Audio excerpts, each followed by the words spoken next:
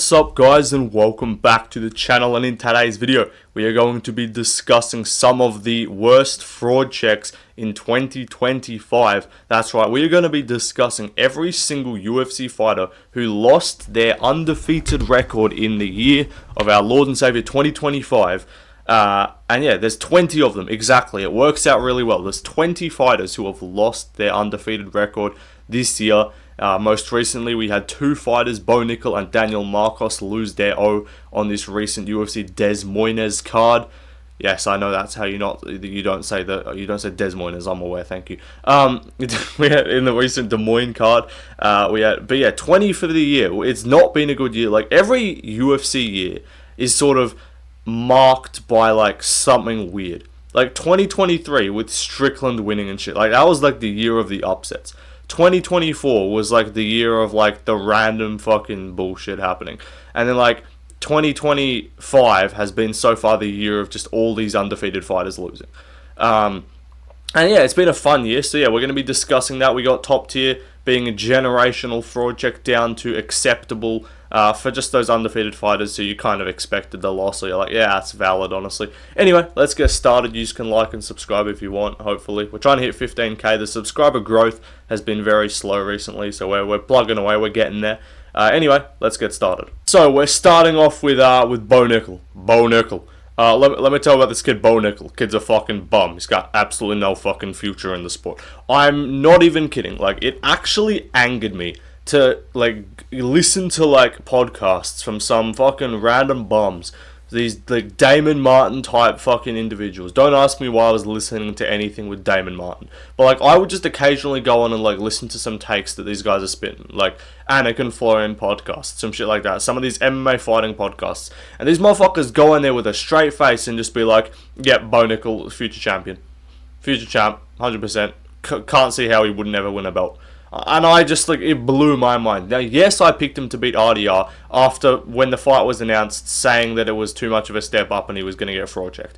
For some reason, I changed my pick. I will never forgive myself for that. I need to stick with my initial lean.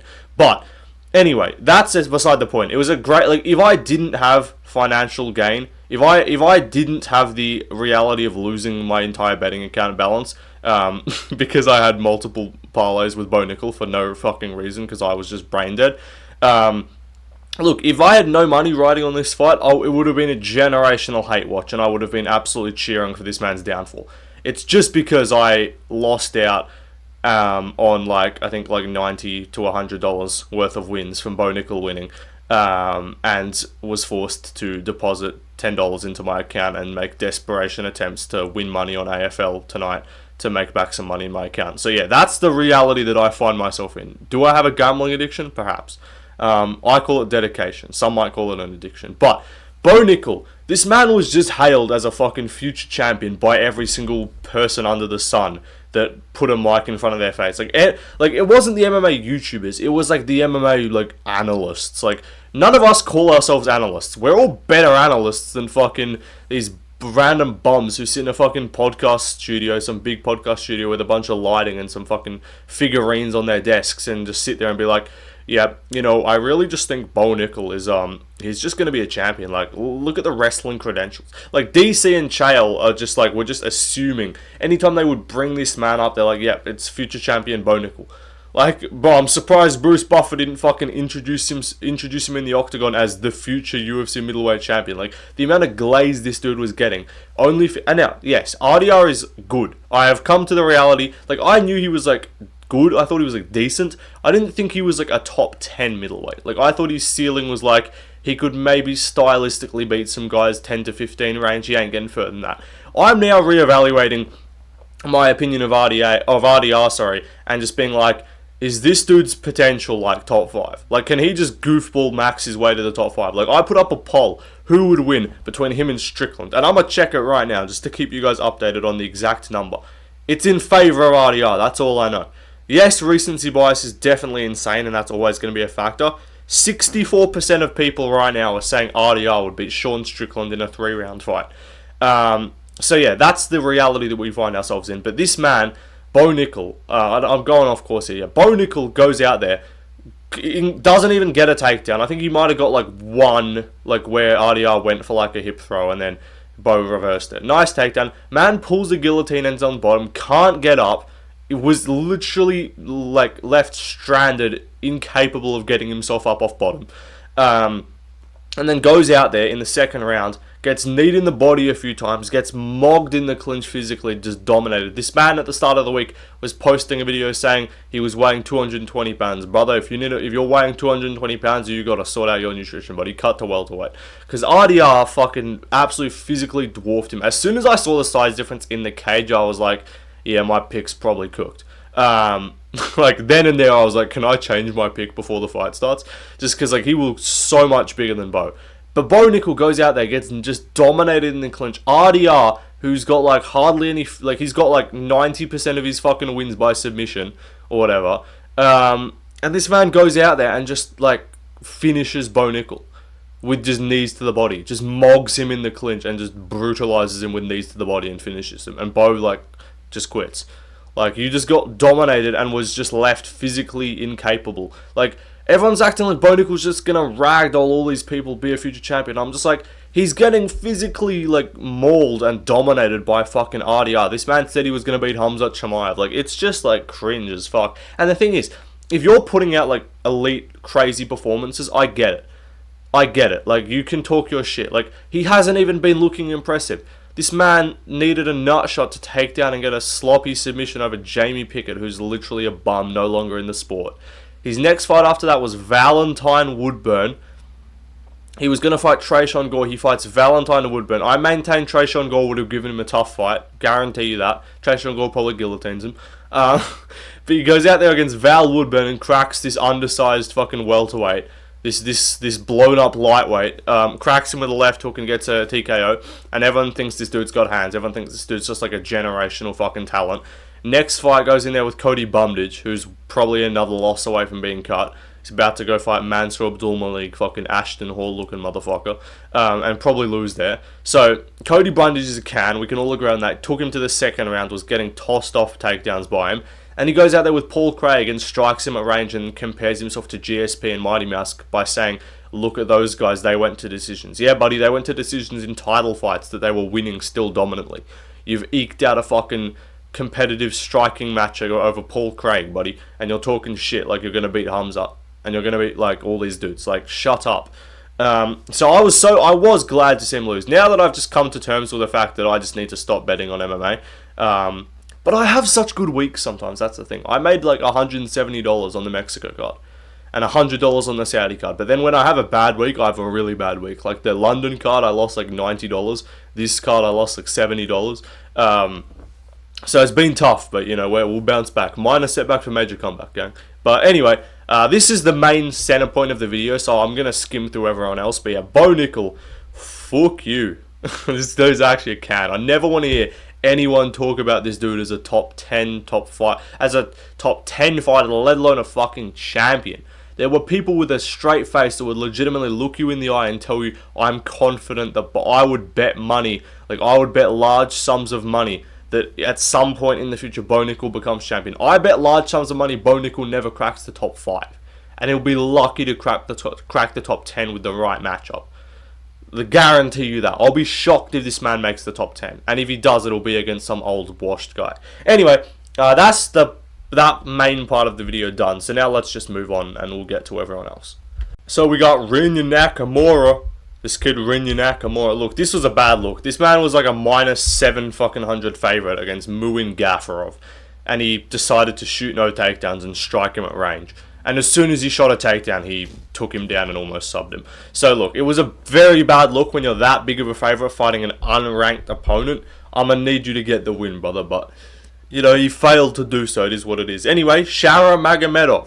And also, I want you guys to keep track. Comment down below. There's 20 fighters, so it's going to be really easy to track. If you've picked all of these fights, comment how many of these guys you picked in the fights. I'm going to quickly look through it right now on my screen, because you guys know the 20. I'm not spoiling anything. Alright, so I picked Bo Nickel, I picked Talbot.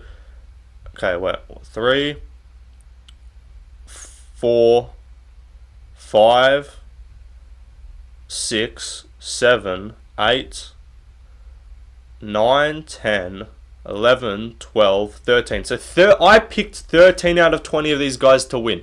You guys let me know once the video is done. You'll see everyone here. But yeah, I picked 30 out of 20 of these guys to win and maintain their O.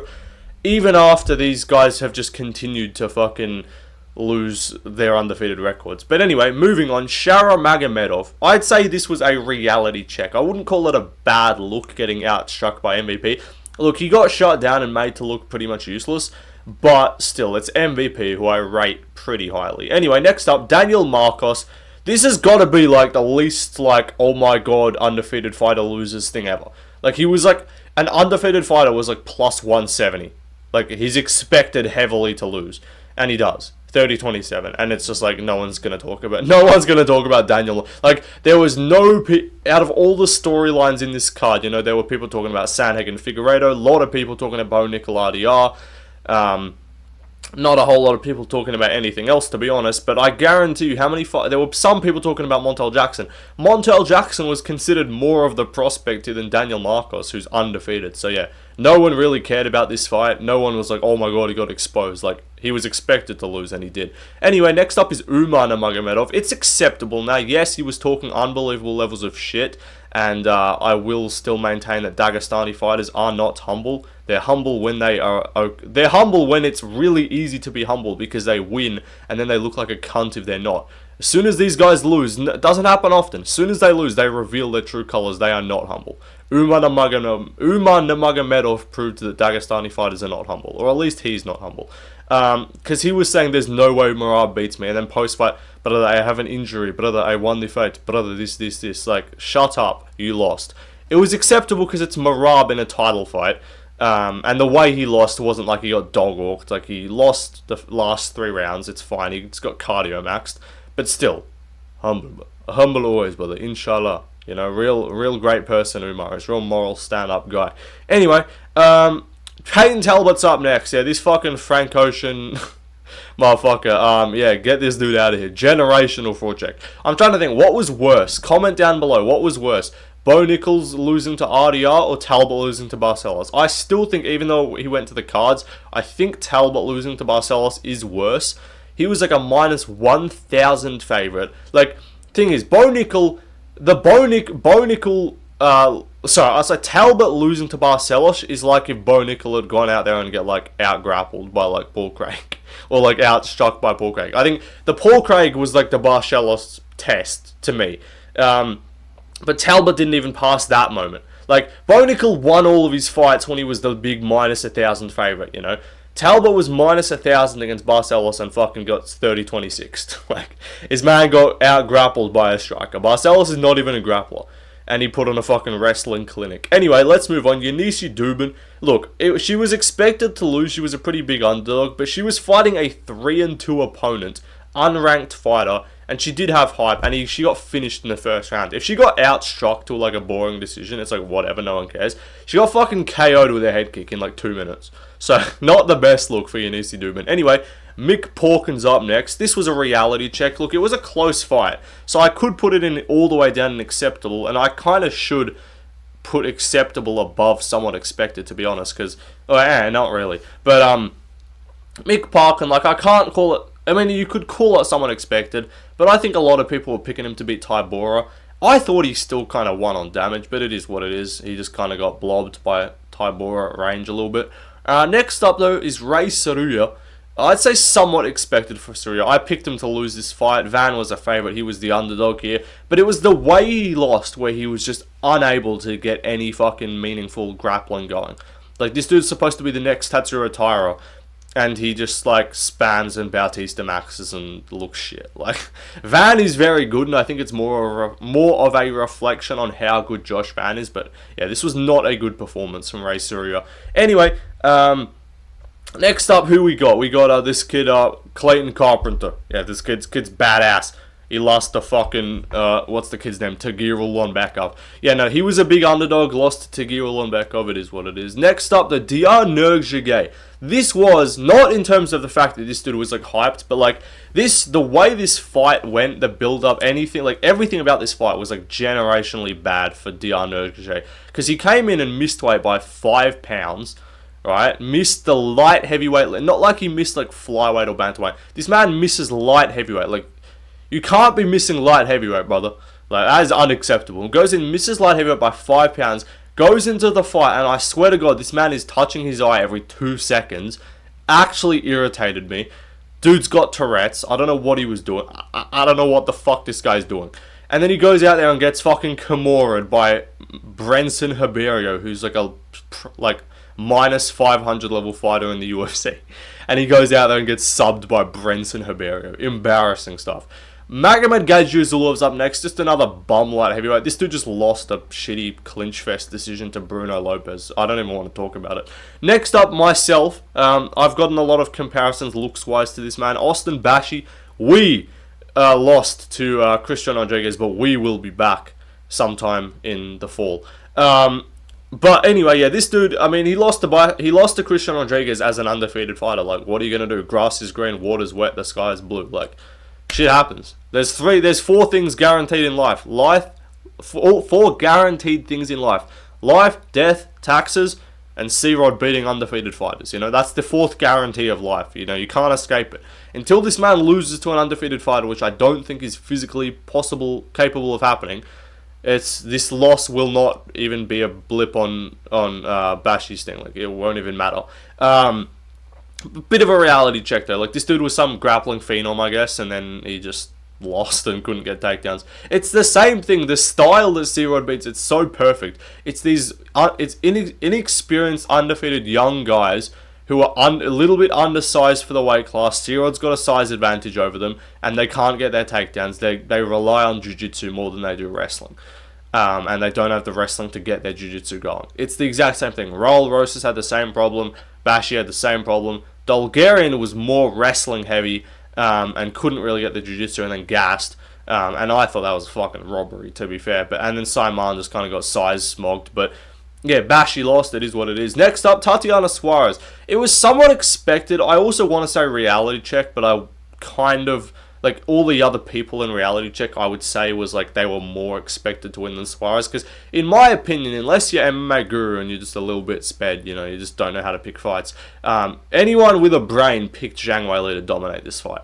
So, the people picking Suarez, it was just like, ooh, wrestling credentials. Ooh, she's the female Habib. And no one actually realized that this chick's mid. I knew she was mid, and I picked Weili confidently. Like, I didn't put her as a confident pick on that card, because, like, you can never really put, like, a woman in a title fight as a confident pick. But, like, in terms of the odds-wise to how confident I was, I thought they were way off.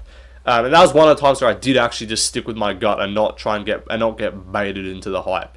And Suarez just got dog walked. She got all of her takedowns stuffed and just got dominated in the striking and the wrestling. So, yeah, she got absolutely whooped. Next up, Colby Thickness. You know, a man named Colby Thickness, you might remember him, came in his debut. Stepped in on short notice to fight Alexandre Topuria.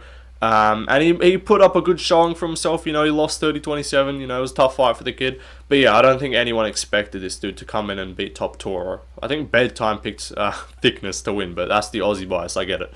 Next up, though, Josias Musasa. This man got fucking head kicked, and he got KO'd and subbed in the same fight inside a round by a 37-year-old tough loser.